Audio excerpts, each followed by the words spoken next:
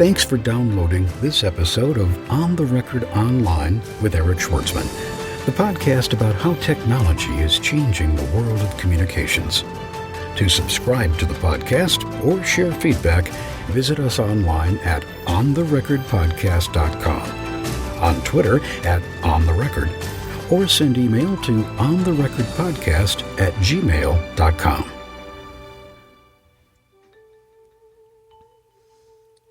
Welcome to part one of our two-part series on Google Analytics with Justin Cutroni. Justin has written two books, Google Analytics, published by O'Reilly in June 2010, and the book is for the advanced Google Analytics user. It dives into many of the advanced topics like custom variables and other things that his first book, Performance Marketing with Google Analytics, doesn't cover. That book also published by Wiley, and that one is written more for the beginner and sort of gives you a basic understanding. But if you don't want to read the book, his firm Cardinal Path is certified by Google and teaches a series of workshops on using Google Analytics called Seminars for Success. Justin, thanks for joining us. My pleasure. Excited to be here. Tell us, if you would, before we get started, just a little bit about yourself.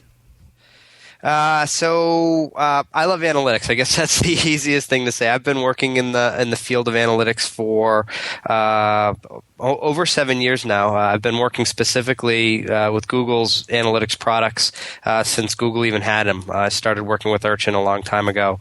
So I've been working in the field for a long time. I've been consulting for over 15 years. I spent a lot of time at Accenture working in the financial services industry, building large client server applications, and I spent a lot of time working as an independent consultant, doing online consulting for clients as well. So I've been in the online consulting business for many, many years, and analytics has really become quite a passion of mine, just because it's so empowering, right? Having all of this data can really help businesses of all sizes, and I've worked with everyone from mom and pop shops all the way up to international organizations. So this is great stuff.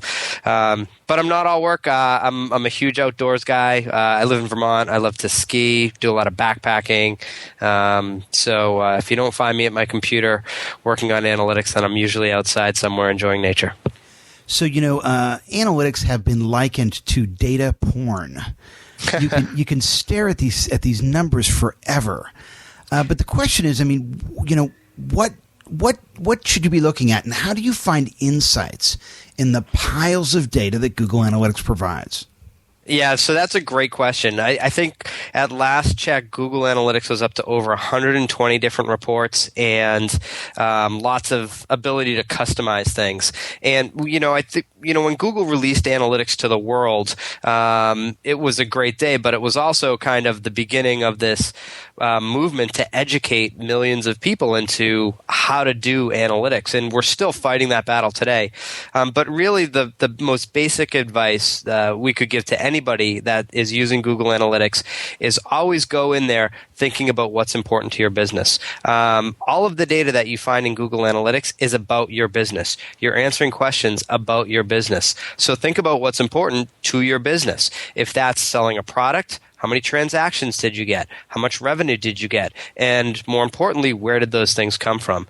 If you're trying to generate leads, how many leads did you get? We kind of focus on these business outcomes. We call them goals in Google Analytics. And that gives us an initial starting point, right? Understanding, is the website working for us or not working for us? And then I usually like to tell people, once you kind of understand how it's performing at a most fundamental level, start backing up and start looking at things in terms of where am I spending my money? And a lot of times people are spending money on their marketing activities, whether it's paid search, email marketing, social media, display advertising, whatever it may be, and start to understand, are those things making money for me, right? If you're spending a certain amount of money on display ads, what's the return on that? What's the return on your Google AdWords spend? And to me, anytime you can tie revenue directly to an expenditure, you can start to identify opportunities for improvement. So it's interesting that you would say that, because there's a lot of activities in the world of marketing that aren't necessarily revenue generating, but they do have value. For example, brand equity. The more equity a brand has, the more that brand can charge for their product over the competition. The more people that a brand has access or has participating in a community, the greater value they may be able to present on their annual report. So, what if you're measuring intangibles? What if you're trying to make the case for brand equity? Yeah, so that's a great question, and I definitely was one of those people for a long time in the camp of brand equity is probably a little bit of BS. I really do believe that you can start to look at certain quantitative information to help understand your engagement with an audience. And again, if you're focusing on Google Analytics and what's happening on your website, you can absolutely look at certain things like how much time do people spend, how often do they come back, how much content do they consume, what type of content is that, to get a read for how they're engaging with your brand or your organization. So it's definitely a challenge to measure that type of thing, but I think organizations with all of this data and with even some of the advanced features we have in an analytics tool need to start to tackle that and need to try to tie at least some basic measurement to brand in order to understand, hey, look, our audience comes back once a week or once every 7 weeks, or hey, if we can bring someone back to the site, engage with them, within a certain amount of time, then we know their lifetime value will increase a little bit more. So I think that organizations do need to tackle that. I don't think you can get a free pass when it comes to brand. I'm by no means saying it's easy, but I think there are enough features in Google Analytics that people can start to tackle those types of measurement. So for the newbie, for the mom and pop that comes to you and says, oh my God, I'm overwhelmed with all these reports, and they say, what are the 3 most useful metrics Google Analytics provides, and how can I make those metrics actionable? What's your answer?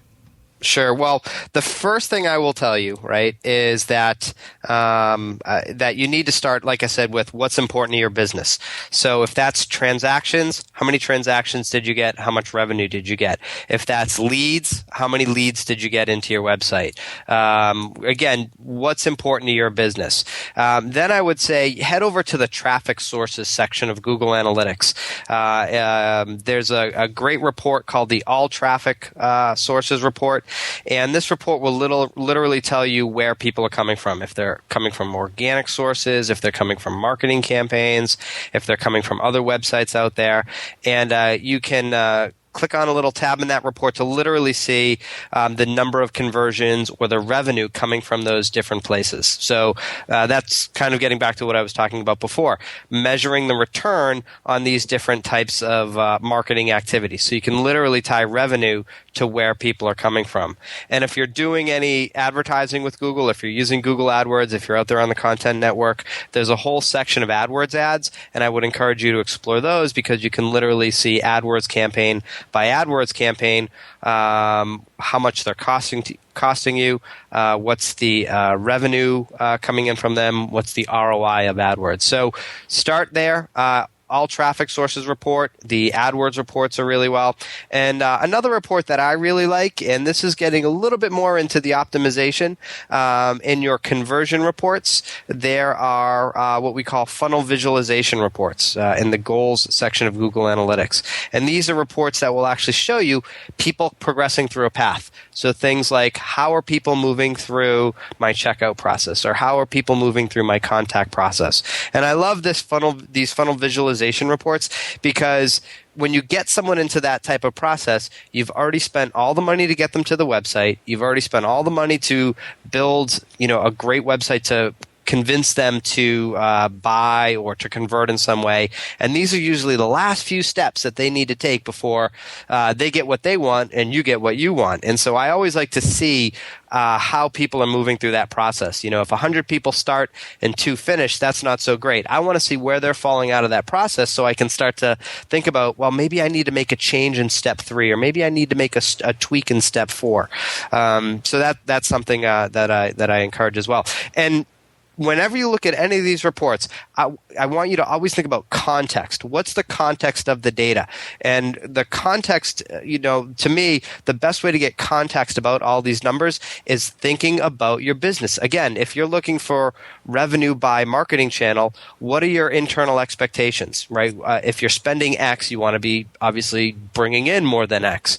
You need to set your own internal goals or your own internal expectations for how channels should be performing, how AdWords should be performing, so you have some context in these numbers. And I think, again, that's probably one of the best pieces of advice you can ever get whenever you're looking at any data, is put it into the context of your own business, and is it meeting the expectations that you're setting? What are the most common mistakes that you see marketers make with Google Analytics data? Oh, gosh. That's a great question. I think sometimes people fail to dig deep enough sometimes. There's a great kind of rule of thumb in analytics about asking why 3 times. And it's actually a very common technique when you're looking at a piece of data and you're seeing a certain number, to ask yourself, I wonder why it's that way, right? So, I got 9,000 visits from Google AdWords. Well, why did I get 9,000 visits? So I might dig deeper and say, well, which campaigns were they that were bringing me those 9,000 visits? And so my initial why is, why 9,000? And I find out, well, one campaign drove 8,000 visits to the website. And then I might say, well, why did that one do so good? And why did all my other campaigns do so poorly? So I've asked why a second time, and I've dug a little deeper. So this process of digging deeper into your data is something that we call segmentation. And I think a lot of people will take a number at face value. I really think, to be thorough, you need to go through and ask yourself why a few times to really understand the way the numbers are. So whenever you look at any data point in analytics, any metric, ask yourself why 3 times, and you'll find yourself digging into that data, segmenting that data in order to, again, understand all the little things that go into the numbers that we end up seeing up top. Beyond e-commerce conversion, lead generation management, and content optimization, when we return, stay with us. This January 2011, Paul Gillen and Eric Schwartzman bring you the first book devoted exclusively to B2B social media communications. Packed with business-to-business case studies and applied knowledge, Social Marketing to the Business Customer is the most comprehensive collection of B2B social media marketing guidance ever assembled. B2B markets are driven by value and relationships. That's very different from B2C markets. This book's a hands-on guide. It walks business people step by step through the process of using social media to find and engage business customers, to ultimately drive more revenue. Social Marketing to the Business Customer is available at Amazon, Barnes & Noble, Books A Million, and Borders, or buy it at our show blog at ontherecordpodcast.com. Also available for iPad and Kindle.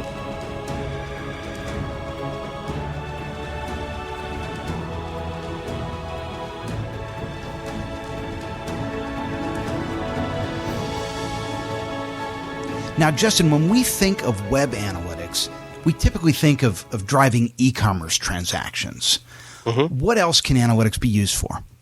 Oh gosh, analytics is evolving rapidly, and I like to think of analytics kind of at 2 levels. There's data that you can use for strategic decision making, and then there's very tactical data. And I think a great example that's emerging today is how people are interacting with our brand or our website via technology. Obviously, mobile has exploded, and it's exploded in many, many different forms, from smartphones to tablet devices to now we're seeing TV-based devices with Google TV and Apple TV and who knows what's next. So, let's kind of apply that idea of strategic and tactical to technology. At the very strategic level, you can say, which path should I take? Which devices should I support? And you can use certain types of data and analytics from device reports to say, well, I'm getting all of my traffic from Apple iOS devices. So that might drive your thinking in terms of, oh, well, we should start developing for iOS first. And then there's a lot more data under that in terms of, well, people who are on an iOS device, how are they interacting with my site? How are they using the content? So we can start to measure, well, what are they interested in? What are they doing on the site? How much time are they spending on the site? So that you can start to understand, like, we need to change maybe the usability, or we need to understand the navigation, or this type of content is really, really popular for people using these types of devices. So I think again, we have that high level strategic data we can get out of it, but also we have that much more detailed tactical data to help us, tweak things and make things the way that we need to make them in order to be successful. So, Justin, I'm in Google Analytics right now. I'm looking at the mobile data here under technology. Is there a way to see, which pages are getting the most mobile traffic? Yeah, so there's a great feature in Google Analytics called advanced segmentation. And this is like the nuclear bomb in the analyst's toolbox. This is something that allows us to slice and dice the data exactly like you want to. And if you're looking at the top of your report, you'll probably see kind of a menu bar, and there's a gray button. It says advanced segments. And when you click on that, there'll be a little drop down. And in the left-hand side, you'll see a whole series of checkboxes. And if you look at that checkbox, that drop down, there's actually a checkbox there that will say visits from iPhones, for example. And if you click on that, literally Google Analytics will go through, and every single report in your analytics account in real time will suddenly be filtered to show you traffic from iPhones. So I'm looking at the default segments here, and I don't see anything for content. Well, so here's the really cool thing. So now, whenever you go to any of the content reports in Google Analytics, now that you've applied the segment, they will automatically be filtered to show you visits coming from iPhones. So when you go into your content section, and you look, for example, at the pages report within site content, all of a sudden, this report now is just data coming from iPhones. So everything you're seeing here is iPhone traffic. So you can see what's your most popular content for people coming from the iPhone. If you went into maybe your traffic sources reports now, those too will automatically be filtered by traffic coming from iPhones. So you'll be able to see people on iPhones. Where are they coming from? You'll be able to see the content reports will show you what you're looking at. It will show you all of the behavior, all of the activity that iPhone people generate on your website.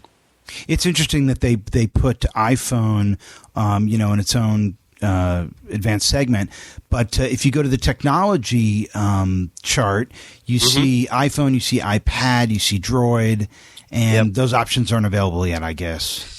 So they're not available as defaults, but one thing that I would encourage all the listeners to do is that advanced segmentation tool is extremely customizable. There's a nice user-friendly drag-and-drop interface where you can easily create segments that focus on any mobile operating system. You could do it for all mobile OSs. You could do it for tablet devices. By far and away, the advanced segmentation tool is something you should really get to know if you're going to be using Google Analytics. So I'm in it right now. How would I do that for the mobile? Sure, let's do this together. Again, at the top of the report, there's that advanced segment button. If you click on that, you'll also see in that big drop down a link that says Create New Advanced Segment. And if you click on that, you'll get a little user interface. And you'll see at the top it'll say, name. So you can name your advanced segment. And I'm just going to call mine mobile traffic. Okay? And then underneath that, there's a little user interface, and it has a series of buttons. The first button will let you to tell Google Analytics that you want to include or exclude certain type of traffic. So I want to include traffic. And then you'll see a big green box, and it'll if you click on it, it'll have this big list of items that you can choose from, and they're all green. And we call these things dimensions. And dimensions are basically pieces of data. And so I'm gonna start typing in once I click on this green box. I'm gonna start typing in mobile, the word mobile, MOB, and that list will filter, and you'll see an item that literally it says mobile. And when I click on that, that means I've selected the mobile dimension. And so literally,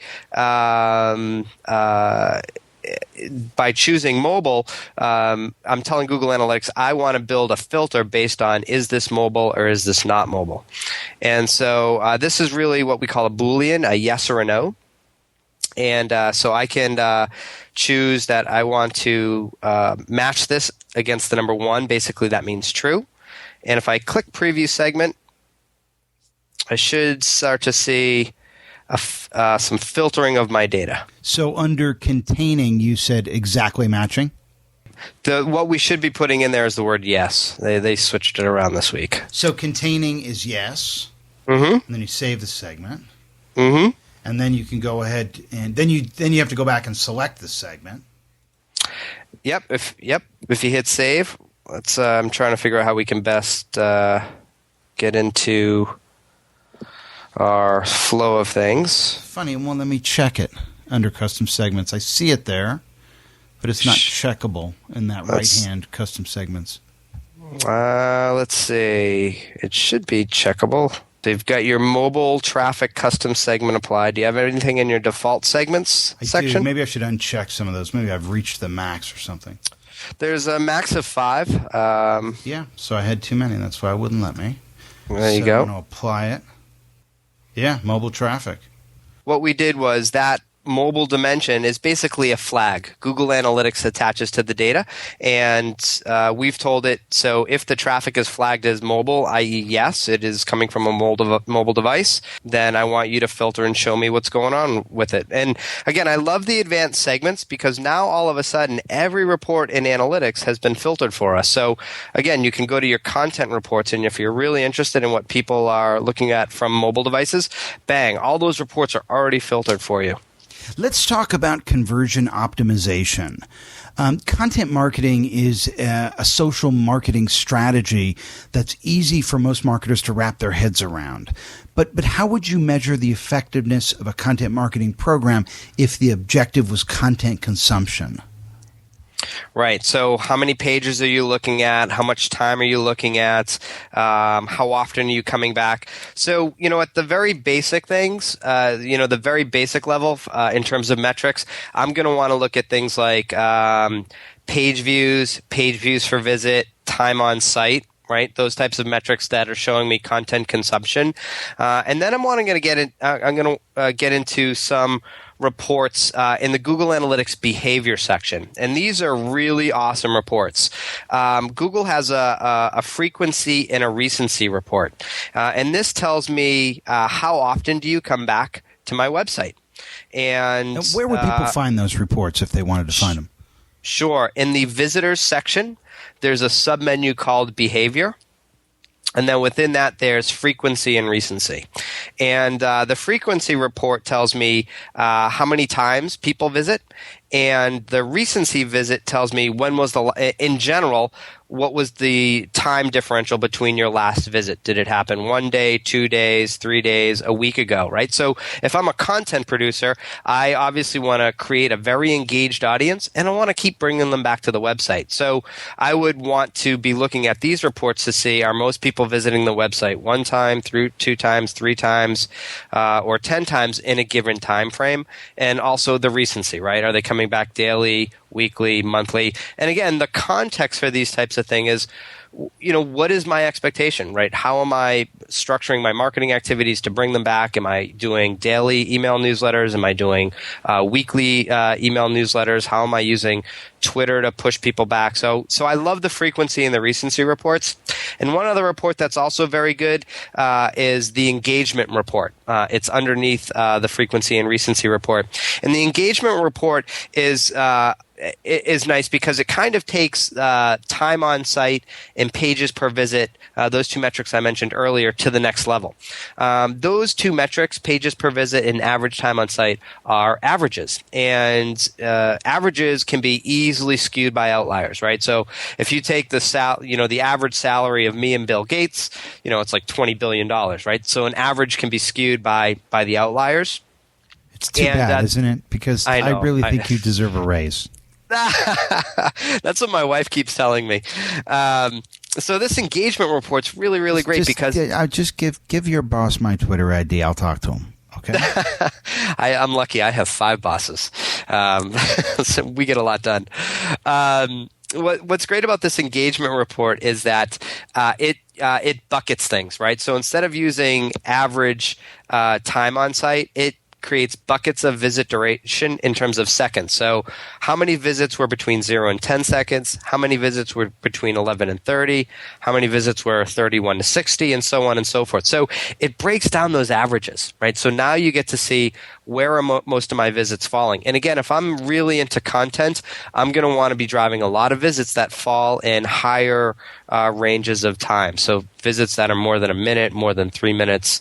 And again, what's the best context? What are your expectations or what are your internal goals? So those are some great reports to look at. Now, your company, Cardinal Path, sells professional services, and your website's basically set up to funnel traffic to a form on your Contact Us page. So how do you guys use Google Analytics to improve the effectiveness of your online lead generation efforts? That's a great question. Well, to be honest, right now we've got a lot of people just contacting us, so it's we're not doing a lot of outbound stuff. A lot of it's just coming in, but we really hold true to what we talk about.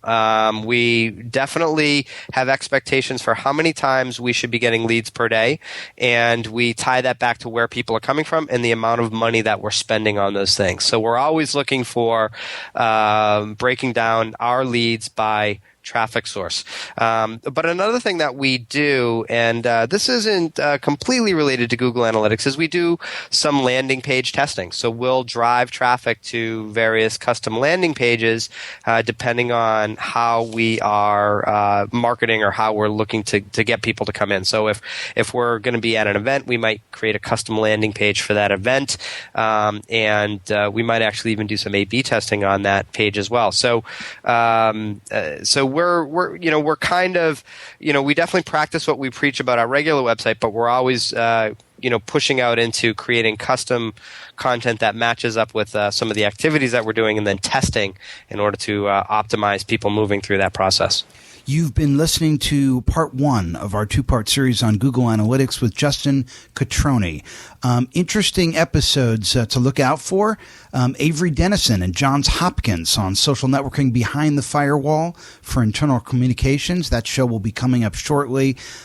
We also are going to be at the Digital Impact Conference in New York City, and the keynotes will be by Sean Carlson, the manager of news industry relations at Google News, and Adam Sohn, senior director of public and influencer relations at Microsoft. So he's the Bing guy. So we'll have those keynotes and also a lot of other great interviews from that conference for you. So subscribe to the feed. Also, we're now in our 8th installment of the B2B Social Media Podcast. And these are all panel discussions with myself, Paul Gillen, and other B2B online marketing specialists. So get on the website and download those as well. And you don't want to miss part 2 of our series on Google Analytics with Justin Cutroni. Justin, thank you for joining us. My pleasure, Eric. You've been listening to On the Record Online with Eric Schwartzman, the podcast about how technology is changing the world of communications. To subscribe to the podcast or share feedback, visit us online at ontherecordpodcast.com, on Twitter at ontherecord, or send email to ontherecordpodcast@gmail.com. On the Record Online is hosted by Eric Schwartzman, an independent online communications consultant whose clients include the U.S. Department of State, the United States Marine Corps, the U.S. Embassy of Greece, the Government of Singapore, Johnson & Johnson, Toyota, Southern California Edison, the Environmental Defense Fund, and dozens of small to medium-sized organizations. For information about engaging Eric Schwartzman as a speaker, social media trainer, or digital strategist, visit www.ericschwartzman.com or send email to eric@ericschwartzman.com.